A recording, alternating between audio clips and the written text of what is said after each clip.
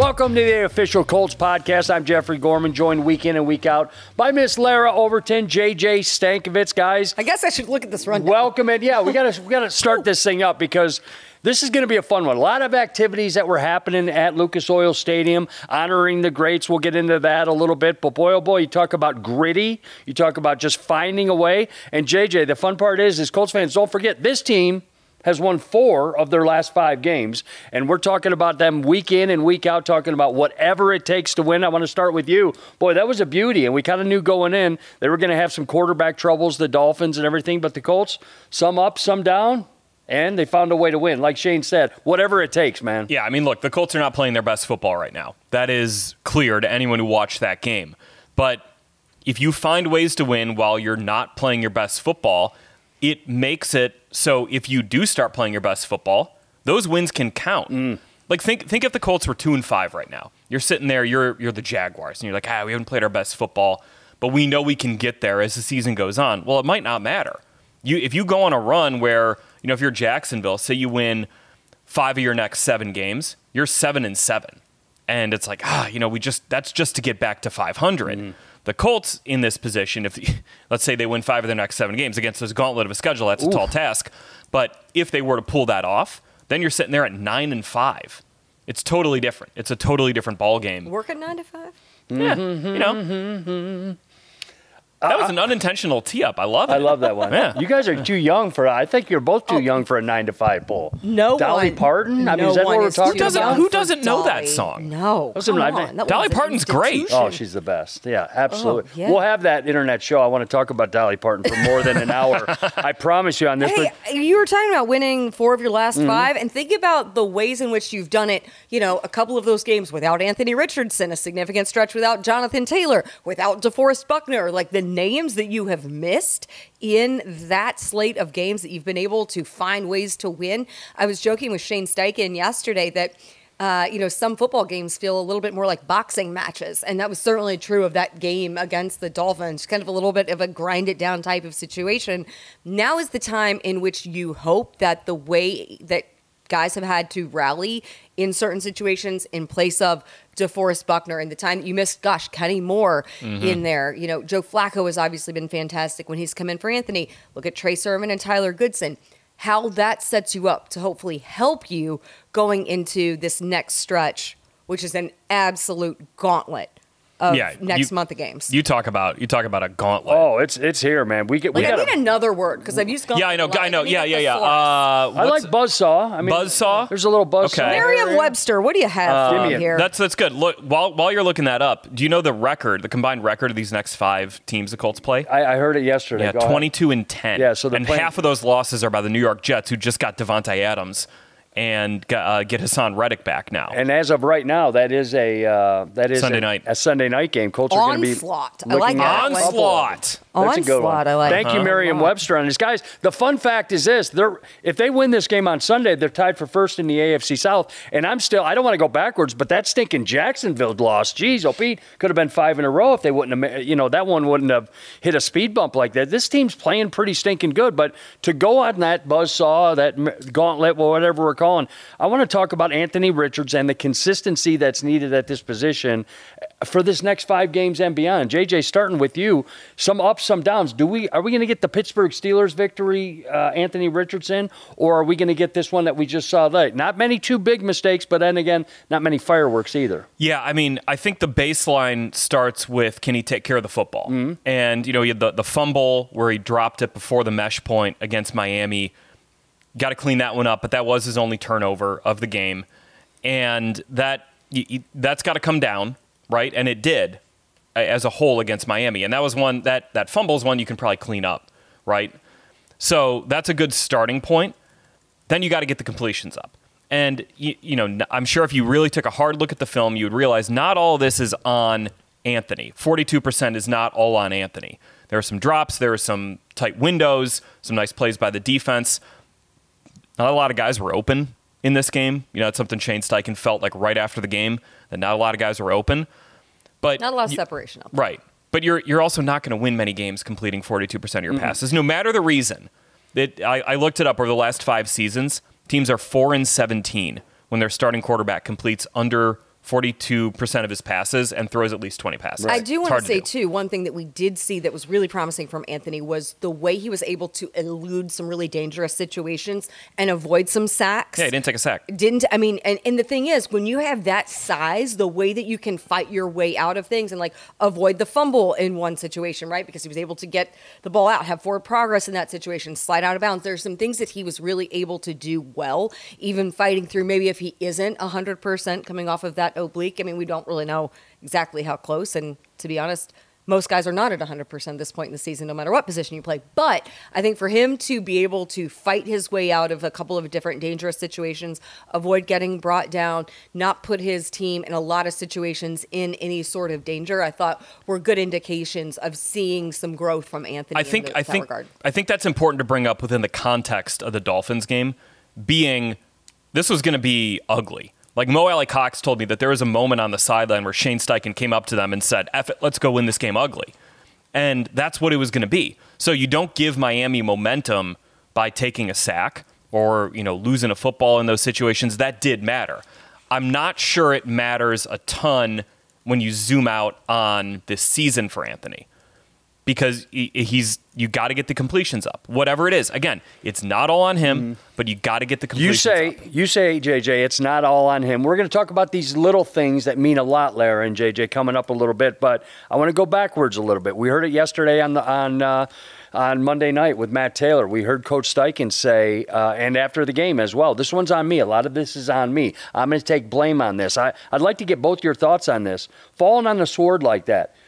Rightfully so. Hey, that's what the head coach does. Or was there some merit to what he was saying? Yeah, there's some merit. Yeah. Miami gave him some, Shane said there was one unscouted look that Miami was giving him that they put in, it sounds like, over their bye week. But Anthony Weaver did an awesome job. Like, kudos to him, the first-year Dolphins defensive coordinator. He did an awesome job. He comes from that Baltimore tree where they do all this stuff with sim pressures and disguised blitz looks. And, I mean, they're bringing pressure on every single snap. And Richardson, I think he was blitzed on 19 of his 29 dropbacks. And a lot of those are like exotic type stuff. It wasn't just, your blackboard. You got, the linebacker blitzing from depth. It was like, you don't know who's coming and where they're coming from. So a lot of credit to him. And the Colts weren't quite able to adapt. And I think that's where Shane put it on him, that he felt like he needed to call some different plays within the flow of the game to give his players more of a shot. Shane's always a guy, if you just call the right plays to give your guys a shot, they're going to eventually go execute it. So I think there was some merit there, and I like that he was out in front of it and being like, look, Anthony was 10 to 24, that's on me. And I think that's why I kind of say that's not all on Anthony, the completion percentage. Some of it is, but not all of it is. Everyone kind of shares in that responsibility in a game like this. Well, we're going to find out, Larra. We got this buzzsaw, this gauntlet, this railroad track of a schedule coming up, whatever we called it. Onslaught as well. The guy is going to, when I mean the guy, I should say AR is going to have to lead this team with his legs. I mean, let's put this thing to bed. If he's going to be on the field, put him in position to carry the football and get yardage, especially whether he's high or low when it comes to his passing ranks on that there day that we're talking about in the game. So I'm saying, Colts fans, get ready, because I've heard a lot of chatter on social media and whatnot that says it's imperative. If he's going out there, he's going to be Anthony Richardson. There's no other way that he can attack the opponent. Yeah, well, I think he's going to attack you in multiple ways. You've got to give him the opportunity to do both. And it was a single-game career high, or tied a single-game career high in rushing yards for him. The offensive line played really well and has continued to play very well. So the fact that you have been able to do what you've done with the success of late of Tyler Goodson, and obviously Trey had a good game last Sunday, Anthony getting himself going on the ground. Now when you get Jonathan Taylor back, I think that's the other thing too, is Anthony not having the ability to have Jonathan in there for much of this season at all. You haven't seen those two on the field together. When you get that, so that's the other thing I think you have to look at is not just Anthony and the threat that he poses, but how that opens up when you have 5 and 28 that defenses are going to have to. Yeah, you can really lean into that as an identity in a way that, Goodson and Sermon filled in, and they filled in admirably. But Jonathan Taylor is one of the best running backs in the NFL when he's on the field. There's a difference there. And that is something that you absolutely can lean into, like Larra said, with the offensive line playing as well as they are. that is, if you're looking at, okay, how can this team form an identity? I still think there's something there. There's meat on the bone for this to be a run-heavy, deep play action type of offense where you establish a run, you pound it a couple times, then bam, you pop a 20-yarder to Mo Alley Cox. Or, you draw that safety down in and, we really can't play too high because we can't stop the run. We need that extra guy in the box. There goes Alec Pierce, and 60 yards downfield. There's still an opportunity there when you get Jonathan Taylor back to really build that identity. I think you started to see it come together against Pittsburgh, and then Richardson comes out of the game. Absolutely. And you mentioned Alec Pierce. Do you know which receiver to this point in the season in a single game has the most yards against the Houston Texans? That would be Alec Pierce. Exactly. AP. Exactly. Also, Alec Pierce, 125 yards on 3 catches. Speaking of Alec, did you see this stat from the other day? This was wild. It's from Seth Walder, who's a stat guy at ESPN. 3 seconds running into a route. Who on average is the farthest downfield? Alec Pierce, 3 seconds into his routes, is almost 13 yards downfield. That's almost a yard more than the next highest player there. You get Alec is he's getting off the line and he's going. He's a speed merchant. Yeah, a couple weeks ago when we had him back here for Colts 360, we were talking about, his background because we were joking in the Tennessee game when he tipped the ball to himself, and it was very much like a volleyball-like play, and we were talking about his parents being there and his background of playing multiple sports. And I said, of all the sports that you played growing up, football, track and field, basketball, volleyball, which outside of football has served you best in your NFL career? Answer? Volleyball. Track. Of course. You can't Jeffrey, look who's saying this. It's Larra. He said it is Track. 100%. It's the speed. And he said that any young player who's like, hey, how do I improve my game? He's like, well, what are you doing in the spring? Are you running track? And if they say no, he's like, run track. Simple as that. Everything translates. If you can do that, build your speed, do all of those things, that is going to benefit you in football, regardless of what position you're playing. We've been doing this Makes podcast. sense, I know. We've been doing this podcast, the three of us, for 4 years. You should know by now that if Larra is bringing up another sport a guy's playing, it's going to be track. It's going to be track. We love track guys on this podcast. Well, she is the most decorated athlete on this set. It's not even agree close. With that. Yeah, right. I was MVP of the Oak Park River Forest B League baseball. Nice. As an 8th grader. Did you ever make it up to A League? I did, but I just got called up and Sat. I was in left field. Okay, fair enough. But I mean, not bad. Left field. They didn't let me pitch though. early scouting was you had a cannon for a right get him arm. on a pickleball court. Yeah. And, No, I'm also not very good at pickleball. Not bad. Okay, guys. So I want to talk about some of the small things that made the big things happen last Sunday. Really quick. There's so many to go over. JJ, start with you on this thing. We call it all the small things that take care of the big things, the big impactful stuff. But I'll tell you what. This is Blink 182. Yep, that's what I did in there. Is that what all the small things?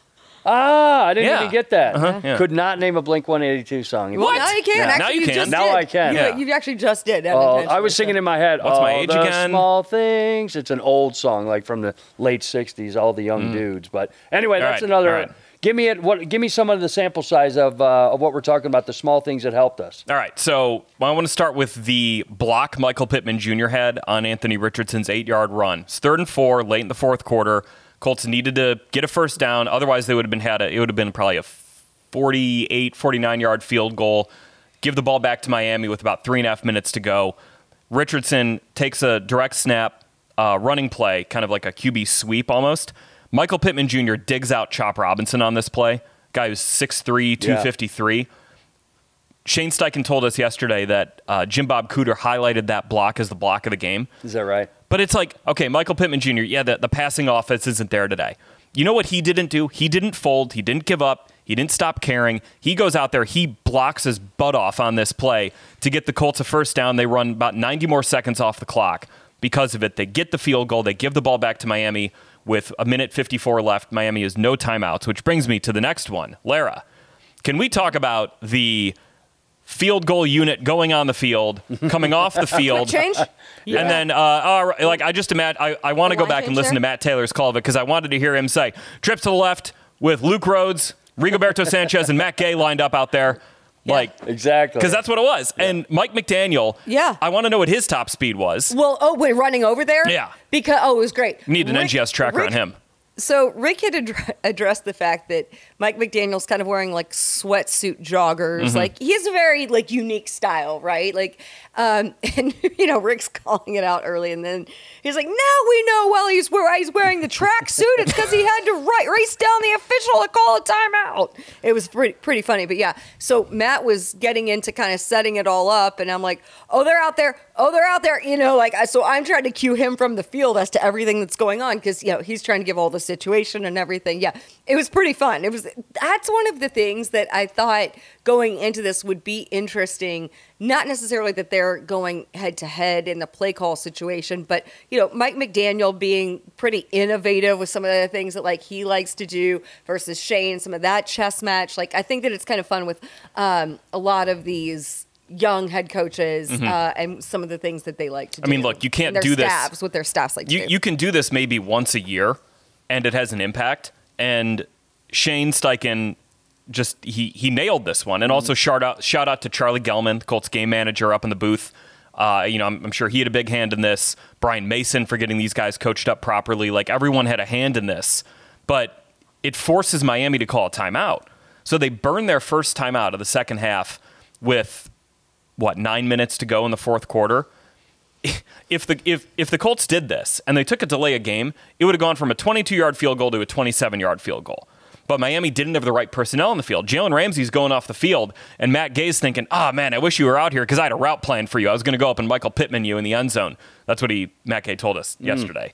Matt Gay was on a roll yesterday when I asked him about it in media availability. Just like on a roll, being like, oh, yeah, I had a route plan for Jalen. I was going to go up and, beat him in the back of the end zone, and then he ended it by saying, "Well, if there was something there, I couldn't tell you." Yeah, exactly. Anyway, yeah. So. But Mike McDaniel was worried enough about the Colts actually snapping the ball against their field goal block unit that he called a timeout.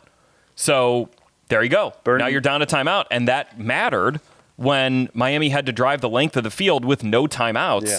The Colts are going to defend the sidelines, and then when it really mattered was when Kenny Moore II and Jalen Jones tackled Devon Achane inbounds. Keep that clock running. Kept the clock moving. So then the Dolphins have to go up. Tim Boyle has to spike it on 3rd and 2.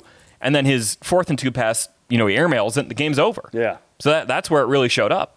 A lot of small things. Can we give a little bit of love to number 41 with the flowing hair that played like an absolute Hall of Famer in an afternoon? Relentless energy is the way that Shane Steichen describes Grant Stewart and the way that he attacks each and every day. Unbelievable day from him. So excited. I actually heard him talking about this yesterday, that on Saturday he got word that he would have more significant playing time. So he calls his grandfather, and his grandfather and brother get on a flight on Sunday morning so that they can be here. And you can go and read. Grant has a phenomenal backstory, all of the adversity that he has overcome through his family. And in his early part of his life, he ended up actually raising his siblings while he was going to school and playing football at the University of Houston. So, man, what a week for him to have a career type of game going into this week. He'll probably see continued significant time depending on what's going on with EJ Speed and with Jalen Carlisle as we get into this week. So I asked Shane this on Colts 360 this week because look at the play of your linebackers. Grant Stewart had 18 tackles. Zaire had 16 tackles. Then you had Carlisle had a sack. Shegu Alubi. Forced fumble. Forced fumble. That, to me, is probably one of the most significant plays of the game because that was what set up the Tyler Goodson touchdown. So I think that's, like, for one, I asked Shane about if there is a deeper linebacking group in the NFL. And he's like, I don't know that there is. With everything that you're able to do with that unit, with being down EJ Speed, like, incredible. So credit to that group first and foremost. What's your buddy Richard Smith's secret? He's just churning out these guys that are Richard and Cato, right? And like Cato, that, right. I mean, what a great leadership you have, like in that room. I also just think it's such a tradition of linebackers, that they hold themselves to. And that goes back to, the time with guys like Gary Brackett and Cato and David Thornton. And then, that has continued through. And what you've seen with Anthony Walker Jr. when he was here, and Shaq Leonard and Bobby Okereke and Zaire. Like, there has been that people have tried to uphold and I think have successfully upheld. So it's certainly a credit to Richard and Cato, but then also to something that I think this franchise has prioritized. But yeah, Shegu Alubi, I mean, that is kind of my not a small thing, that it might be a small thing lost in the bigger conversation. Something Zaire said after the game was, with a rookie, not a rookie, but a young quarterback in there in Anthony, the defense kind of takes it upon themselves to say, hey, let's give him a short field. Let's get some momentum on offense, especially when they're struggling. And that's exactly what Shegu did on that play. Hey, forces the fumble. He has this Tecmo Bowl return that gets him to the 27-yard line. And okay, there you go. They go down and they score real quick. Those are the kind of plays when you're thinking about, hey, how can this team play some complementary football as Anthony gets more reps, as he continues to develop. Those plays by the defense really, really do matter. And you're right, Larra, it's not a small thing. That was a big thing, and that was a huge moment in this game. Yeah, it was just something that we hadn't really been able to touch on yet, and I don't know that it got enough. It should get more in there. Yeah, because it's the small things that affect the big things. Can we give a small tap on the back of the shoulder to Dalton Tucker? We just haven't heard the guy. Oh, my Just haven't talked about him. Just doing his thing. No sacks given up on the offensive line. One pressure again. And by the way, that Dolphins, the interior of that Dolphins D-line with Zach Sealer and Calais Campbell, they're awfully good. Well, and the other thing is, Dalton Tucker is a guy who had 2 college scholarship offers. 2. One was Marshall and the other Eastern Kentucky, from what I have heard from him. And then battles through some injuries and different things in his college career at Marshall, and goes undrafted, signs here as an undrafted free agent. Think about the rest of the offensive line that he is stepping into. This is, a group in which you have had some investment, some pretty high draft pick investment up front, and significant capital invested in through contracts and all of that. A lot of your cap hit coming from, of course, your trenches on both sides. And then he's undrafted free agent stepping up to have that type of a game. Rookie up there. So, again, I certainly credit to Dalton. And then credit to Tony Sperano and Chris Watt and what they do with that group. And then I also think that the leadership up front there does great things for young players to help bring them along. When you are playing next to Ryan Kelly and next to Quentin Nelson and the guys who are up there, I think that you're certainly going to feel that you're going to be put in a position to succeed. Just real quick, think about the guys who made big impacts on Sunday. You've got Tyler Goodson, undrafted free agent. You've got Dalton Tucker, undrafted free agent. Grant Stewart, Zaire Franklin, Jalen Jones, all 7th-round picks. You're getting some.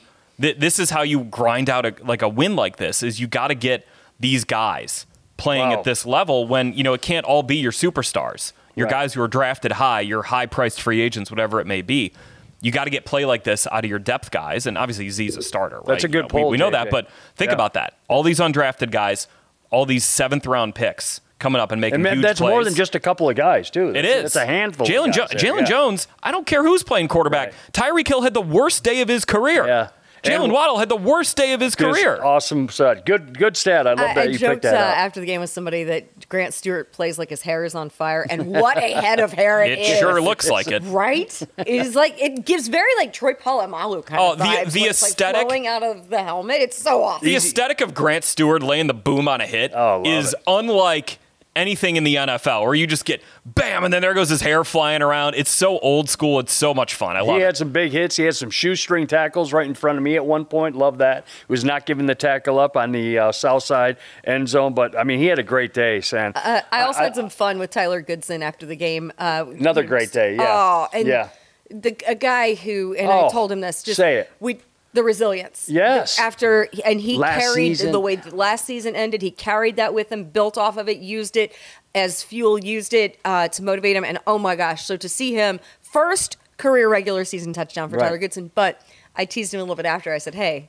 when you got an Iowa guy going in the Ring of Honor, you had to represent for the Iowa guys, right? And he laughed. He got the biggest smile on his face, talked about just how exciting it was, of course, to have Dallas Clark there go into the Ring of Honor along with, you felt like that they were going to be highly motivated when you're coming off the field at halftime and in the tunnel are Peyton Manning, Marvin Harrison, Edgerrin James, Jeff Saturday, Dallas Clark. I mean, Dwight Freeney. It was awesome. Yeah. You know what's weird though? Brandon Stokely. Wasn't this the first like Ring of Honor game the Colts have won since what, like 2018 maybe? It's been a long time. Yeah. I heard that the other day as well. Well, because I remember for Dwight, I think Dwight went in 2019. That was against the Dolphins, lost right? To the Dolphins. Yeah. And then 2021 lost to the Bucks with Mathis, and 2022 lost to the Commanders for Tarek Glenn. Well, we got to get Dallas back in, do a little. Let's induct him in the Ring of Honor every week. Every week, secondary. If there's anybody who would be up for it, it would be Dallas Clark. And also, all of his teammates would probably just keep showing up. That's true. I don't. And this is Jeffrey. Like, of all of the Ring of Honor weekends you've been a part of, this has to be close to as many alumni players as we have seen ever come back. No question. I mean, that list went from 16 to 18 to 22, and then McAfee showed up as well. I mean, there was 22, 23 guys just there, not only the Ring of Honor members, but and longtime friends. That was an incredible weekend for everybody. And I know we've had Tarek recently and Reggie Edgerrin. We go back and Poley, and I mean, years ago and stuff like that. But this one, something about it was special. Can I have a fun sidebar? I know we don't want this long show or anything. We could talk about the Saturday night Dallas Clark down at 1933 restaurant next to St. Elmo's and the gathering that was there. That was awesome like that. But on a fun note, we only had so many minutes at halftime.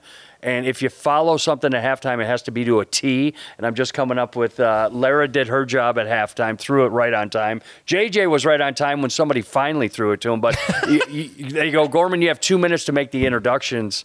And I went 4 minutes, and I was shocked when I found out yesterday, and I saw Larra in the hallway. I was like, I had no idea I was that far over. Cardinal sin doesn't happen, but other than the long and the speed you're bumps. You're in a tough spot, though, because you have so many guys to recognize, and you want to kind of give all of them you're introducing equal billing. Like, you don't want to just, brush over guys, right? So I'm saying, like, hey, Hunter Smith, good to see you. Dylan Getty. Like somebody said, hey, Gorman, no problem. You were just the first crash in a whole highway wreck of cars, so now the time delay was fun. It's sort of an inside joke, but I dropped the ball. You guys did a great job. So let us keep moving on and talking some football. The reality show of this thing is some of the emerging trends, JJ, that you talked about on this Colts team going into the buzzsaw. Can I bring up the gauntlet right now? At Houston, at Minnesota, home to the Bills, at the Jets, home to the Lions. That 5-game buzzsaw right there. What is this?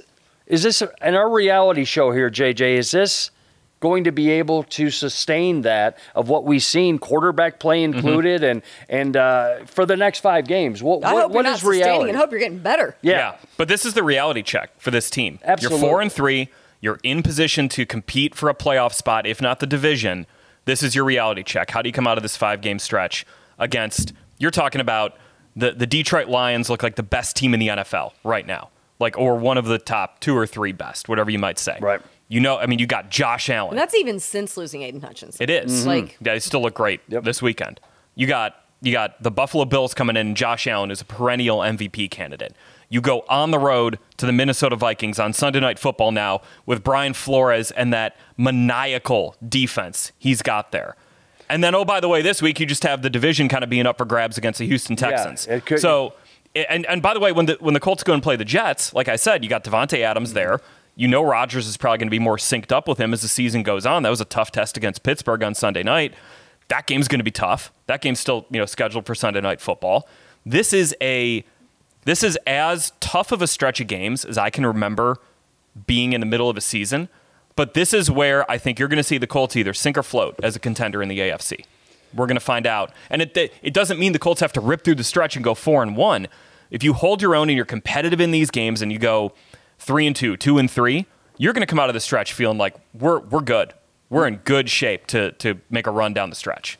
Not only good quarterbacks coming up, but good wide receivers coming up across the board that they're going to say. I wanted to talk about the secondary. Larry, did you have something to add to that before we move on to it was just a Dallas Clark thing. So I don't want to. Please do. No, I want to give him love. That was a great weekend. No, it was such a good. But I thought that this was a fun little anecdote that we learned when we talked to him on Saturday, and we sat down with him for a little bit. But so they have the Ring of Honor jackets that are custom made for each Ring of Honor inductee, right? So you send your sizes and everything. Well, typically when the guys come in on Saturday, because you come in the day before, they'll either be at their hotel or whatever, and they'll try the jacket on. So if they need to do any last minute alterations, because, right, like you want this to be the best fitting jacket you've ever put on, right? Dallas refused to put the jacket on, refused to even see it before the halftime ceremony on Sunday. He just didn't want to. He wanted to save it for the moment. He said it's almost like a wedding where you don't want to see the bride before the ceremony. You want just that moment of seeing it to happen. So he was like, I hope it'll be fine. It'll be fine. Or the Stanley Cup. How great. How great is that, though? But that is truly, Yeah. I just think that that's an indication of how much he treasured, cherished, and appreciated that moment, that he almost wanted it, he wanted that moment to have like some sanctity to it. Kind of cool, man. I don't know how long it takes for somebody to adapt that, or part of you is by saying you're never leaving. You're here forever. You know what I mean? The great ring of honor that is up there. So that's it. That was the only thing I was going to say. Well done on that. I thought that was kind of fun. All right, that's another part of our reality show. Larra, I'm going to go right back to you right now.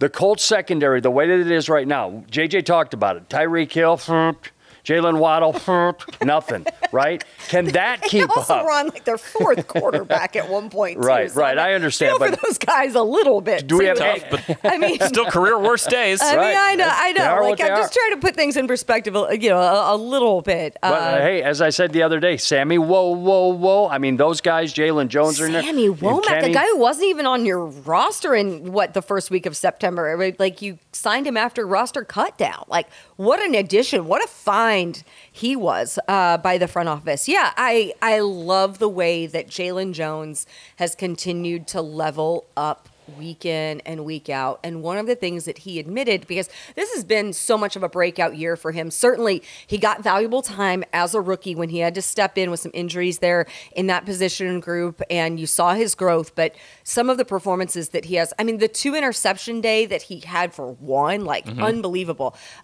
He said he gives a ton of credit to Kenny Moore for the vision that he has and the communication where he's directing guys to put them in position. On a specific pass breakup, Jalen said it was all Kenny and how he read the offense and then signaled to Jalen on exactly the position to put himself in. So, I think we can spread the credit around, certainly, for the way that a lot of those guys have played. Julian Blackmon has been all over the field in a number of different situations. Nick Cross, of course, he's having a tremendous year. But I think truly, certainly the credit should be shared, team game. But I think that all of their success comes from Kenny Moore putting those guys in the positions to make the plays. Zaire Franklin said after the Titans game that when you got Kenny back, it just kind of brings everyone together. And Kenny missing those couple of games, I think that played a big role in the Jacksonville loss, where you didn't have Kenny on the field, and the Jags are able to kind of move the ball at will. This secondary got crapped all over this offseason. Oh, this is the weakest part of the team. This is a huge problem. They are not the problem. Full stop. They are not the problem. They are, in fact, playing good football I'm the problem, in the back end. And that's down. Hey, look at you making a Taylor Swift reference. How about that? How can you not? and She's that's on the down side of the JW Marriott. Well, I know you're a huge Swiftie over there. So, no, I mean, they're not the problem. They're playing good football. And no Juju. Brents. Yeah. They're playing good football. To me, and they're playing good football, by the way, this defense was designed. Hey, the guys in the secondary, they're going to be helped out by a bunch of pressure coming up front. The Colts D-line has been depleted. They're 30th in pressure rate this year. They're only getting pressure on 26.8% of opponent dropbacks. Some of that is quick game. Some of that is, max protect type stuff.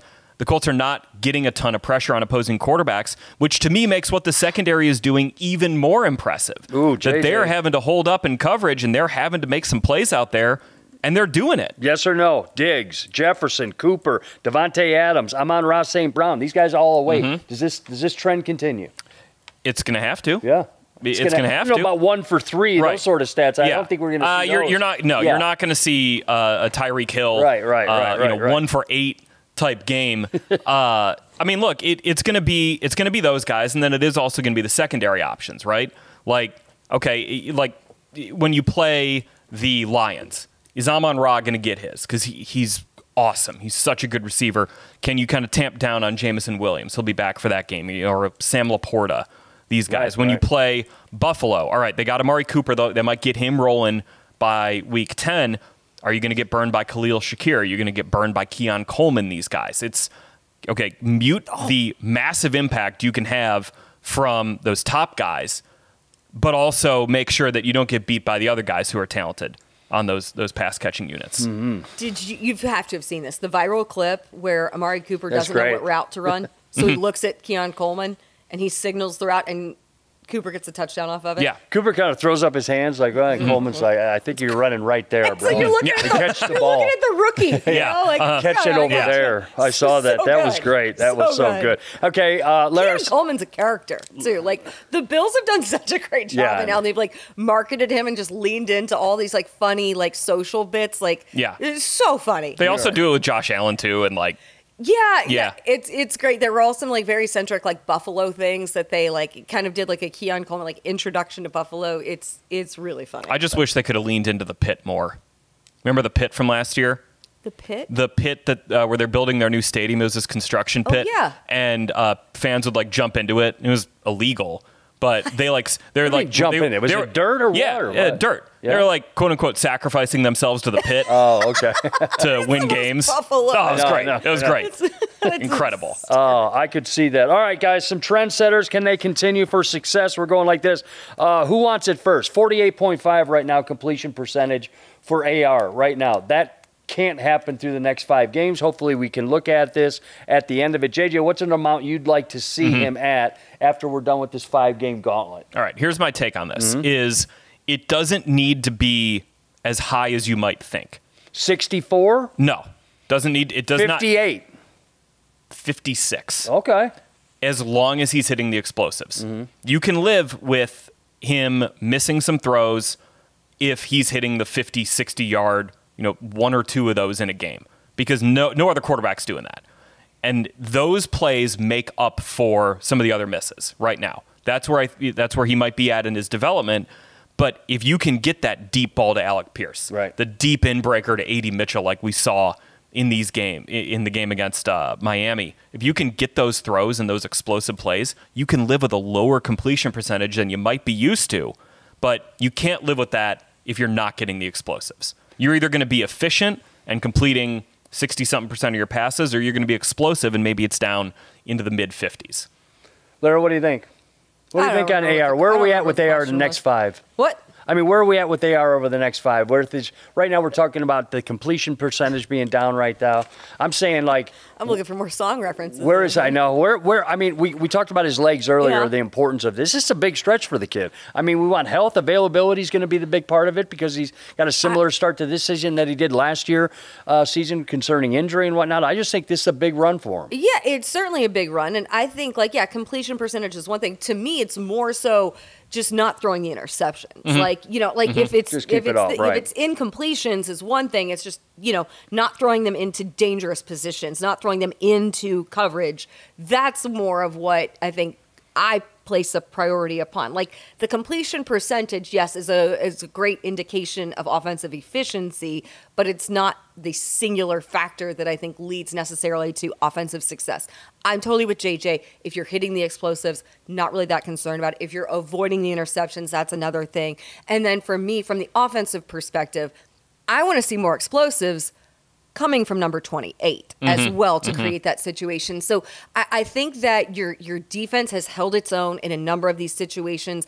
I think the defense will just continue to accelerate and play at another level as you get a guy like DeForest Buckner back. I'm not concerned about that. For me, you got to put up more points than what you have, and I think that is going to come from being more balanced in your offense and setting AR up to be more productive in the passing game by getting the ground game going with Jonathan Taylor. Hey, that's where I think that everything, to me, that's let me what has to come to fruition in these next 5. I want to build on the points because I ran some numbers, and this is, I kind of nerded out on this one. But I was just curious, like the Colts have faced this incredible stretch of like awesome defenses this year.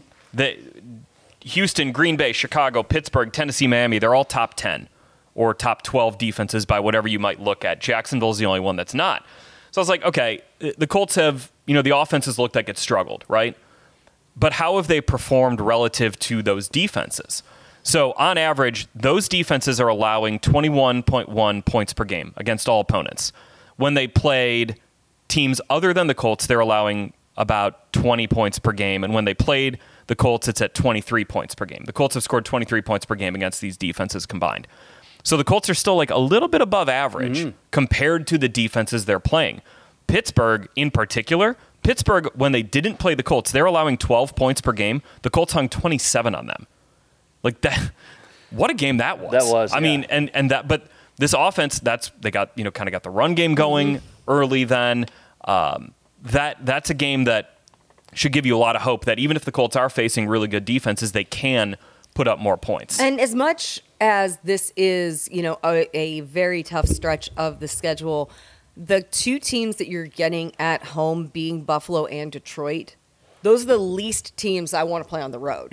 You know what I mean? So when you think the Colts are 3-1 at home right now, getting those two teams at home versus playing at Buffalo and versus playing at Detroit, I think you have to take every single advantage possible in that situation. And the crowds at home have been phenomenal so far this year. So you just got to keep that going as well. You have to use, in those games, well, in each one of these games, but in those home opportunities, every single factor that can be at your disposal working in your favor has to be.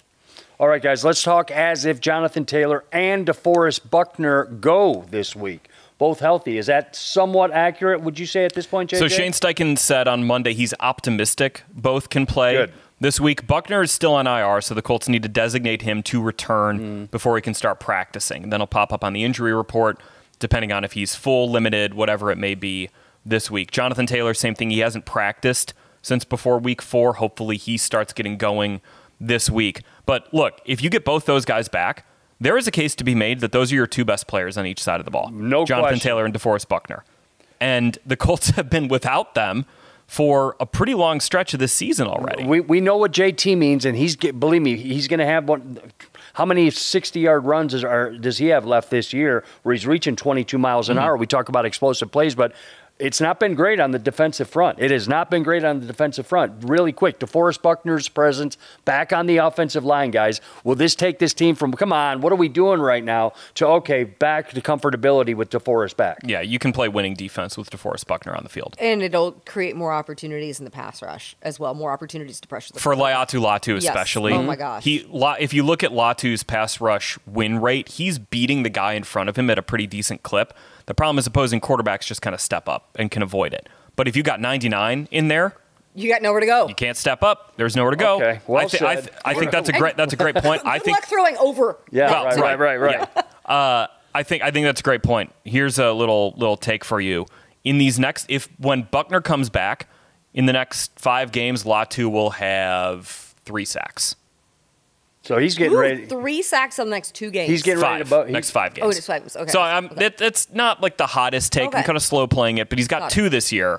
I think he'll get to 5 by the end of the stretch if Buckner's playing. He's going to catch a streak. I mean, that's a high motor right there. That's got to sometime. I'm hoping it's one of those 3 sacks games. Guys, we're going to be closing it up pretty soon. At the end of this 5-game stretch, what has to happen? I mean, if you want to have some fun looking at the Colts record over the next 5 games, we won 4 of the last 5, but this stretch, if you want to have some fun with that, go ahead. If you don't, I understand. But what has to happen? What has to emerge from this stretch to the Colts be in a good position after the next 5 games to say, okay, playoff football is not too far away? I think the number one thing is the Colts have to get more pressure on opposing quarterbacks. If you look at the caliber of quarterbacks they're going to face, C.J. Stroud, Sam Darnold's had some up and down moments, but he's kind of having a bit of a renaissance. Josh Allen, Aaron Rodgers, Jared Goff, who's playing like an MVP right now. You've got really good quarterbacks coming in. You've got to do something to affect them because this isn't, no offense, with all due respect, it's not Tyler Huntley, it's not Will Levis, it's not Tim Boyle. These guys are the best of the best in the NFL that you're going to face. You got to get more pressure on them and affect them in different ways. Mine all around is complimentary football, getting takeaways and not turning the ball over. Yeah. This is not like a novel concept, but I think when you look at, being efficient offensively, being smart offensively, productive, all of those things, not fumbling, not getting interceptions, and then capitalizing on the takeaways. I think that was the thing, is the Colts defense came up with a couple, but you only got points off of one of those, I believe, last week against Miami, if I'm correct. Yeah, because the other one was down at the other end of the field. Yeah. So I think that it's also capitalizing on the opportunities that the defense is giving you. And like, I know it sounds super simple, but I think a lot of times that's just what this all comes down to. But and circling back to what we said earlier, just getting the run game going with Jonathan. Yeah. And so that will put Anthony in a position to hit those explosive plays, get his receivers involved. And for him, I think this offense, everything for me with Anthony, starting fast, letting him get comfortable and find his rhythm. When you look at how good he was in week 1, a lot of that came from getting off to a fast start. You've got to continue that. And this week, I think what was promising, you didn't have as productive as a start as you have had in the previous few weeks, because the Colts had scored on their opening drives in 3 consecutive games prior to last week. You didn't, obviously, against Miami, but you were able to recover from it. But when you think about the position you've put your offense in to start games when you have, I think that's going to be a huge advantage for Anthony. JJ's looking something up right there. Yeah, because Joe Wright's brought this up on Colts Roundtable Live. I was just curious about like Anthony Richardson in the fourth quarter, because like he's kind of been like that's been a good thing for him this year. He's averaging 7.8 yards per attempt in his career in the fourth quarter. That's higher than his career average. Like he's got something to him where like, no matter how ugly it might be in the first 3 quarters, he's always going to do something. Be there, yeah. He's always got that in him. And if you can clean it up, Larra, like you said, you get off to that fast start and then keep that energy in the fourth quarter, you can get something there. There's something there. And you talk about energy, the situation in which he ran, it was like a 3rd down conversion, I think. When he escaped pressure and he ran over Jordan Poyer. Yes. And then just gives a salute right there. Like the way he bounced up off the turf. It was like almost like he wanted to like make sure like, hey, I'm okay. Like projected like a jack in the box. Like just bounded right back up, gave the salute. I mean, that invigorated every single person who was down there at that point in time. You could see the entire bench reacting to it. Like that is that jolt that Anthony can give you in those type of situations. Gotta have it type of critical late game situations. Well, this sounds crazy, and you won't roll your eyes when I say something crazy, but I think over the next 5 games that if Mr. Josh Downs can have 35 or more catches over that stretch, let me hear me out. I want him to be the long handoff guy, if there is such a thing. The security blanket we talked about. Hey, we give JT 18 touches. Hey, Trey Sermon comes in for 7. Goody comes in for 6 or whatever. I want the same thing with Josh Downs to be. Give him 7 chances, or not 7 chances, more than 7 attempts, obviously, but have him get at least 7 completions, 7 receptions, where we know what we're getting first. 6 yards here, needed it, boom, first down. 8 yards there, 12 yards there. But I just want him to be a consistent part of the offense for the security blanket purpose for Anthony Richardson to go, I know I've got this guy. Nobody can cover him, you know what I mean? And one catch on the afternoon that he had against the Dolphins for whatever it was, a Tyreek Hill type of stat line, I just don't think that's going to fly, JJ. Tyreek Hill type of stat line. No, I mean, like, absolutely. Also, if you're talking about getting Anthony's completion percentage up, it's going to go up if you can get the ball to Josh Downs. If you can target Josh Downs more in the passing and we want game, the big going plays. to go up. Yeah, we want the big plays too on the outside with the speed guys. But Josh Downs, I think, is so important. We talked about it all offseason to this offense. That's what I'm hoping on, knocking on wood, that he finds that. So, guys, last question. We bring in Amanda Foster from Colts.com, a great writer, and I need your opinion on something like this. If this group here. Are we rotate here? We get Amanda over here? If this group here, hop in. Come on in. Okay. We got room right here. We got room right here. No, yeah. This is great. It is good. Okay. Coming off the bench. It is. It's just you know Larra a little bit. You know JJ a little bit. You know me a little bit. Now, if we were to have, who would, in your opinion, be the best? Are you ready for this? I don't know. Beekeeper. Honestly. Beekeeper. Who would be the best beekeeper of this trio right now? Think about this. Keeping a lot of bees, guys. That's thousands of thousands to be a beekeeper. Oh, this is tough. It takes patience. You know, it takes attention to detail. Takes attention maybe. to detail. I feel like I'm being set up for something. No, not at all. No. I'm just I don't curious. like it. Jeffrey does this all the time. Yeah. I feel like I have to go with JJ. I would too. thanks. Yeah. I would too. He has 2 young humans. Right. I would too. The I would patient- too. I the thought patience about that. factor, the attention to detail, because you're such like a numbers guy. Yeah. So like the detail part of that, I think, Okay. would translate. I also don't think you would like freak out if something happened with the bees. Yeah. Yeah, How I do like honey. Yeah. Now that I do the Would PA you stuff, classify I'm a big honey as a guy. condiment? Is honey a condiment? No. No. No, honey I is was not like, a how condiment. does a condiment play wait a into minute, this? guys. Honey, wait. Is honey a condiment or a sauce? It's not a It's sauce. a condiment, guys. It's a hold on. spread. It's a spread. We go A to spread. We go to Popeyes or KFC. They go, hey, would you like some ketchup? Ooh. Or we have honey With as well. biscuits, it might be a condiment. That's what I'm saying. But- They give you a thing, so it is a condiment. Okay. Anyway, beekeeper, Larra, I think you're agreeing with me. I would probably just, I would leave them too long for a weekend without water or something, and they come back Water? and they're I don't Dude, know. are and- bees dogs? I don't know. They have to drink something like that, and I just don't know. And after a while, I think the thing would. I think drink JJ's nectar? the one on this. I think I just don't want to go in the bee suit. you know. Like where. Yeah, don't forget about the stinging. I'm allergic. What am I saying? I can't be a beekeeper. I swell up. I swell up like a parade float. I'm like this if I get stung by a bee. Like that, and then you have to shoot yourself with it. That's true. Hey, congratulations. David Liptek, who works in the building, is a beekeeper. So if you want to he does. start this, So is Michael Pittman. Michael Oh, there Pittman, you go. if you want to start a small colony, we got some guys. All right. Let me know. Okay. Okay, Larra, All right. I'll give you your seat back. No, you don't have to. Oh, Stay right okay. there. I Never appreciate mind. it. It wasn't a great question, but I just wanted somebody's outside interest Yeah. on beekeeping. Oh, And happy to all help. beekeepers in Indiana, here's a hats off to you. Larra Overton. Don't take your hat off. At Larra Overton Look at on Twitter X. Amanda Foster at JJ Stankevitz here. Give me your title. Give me your social media tag on Twitter X.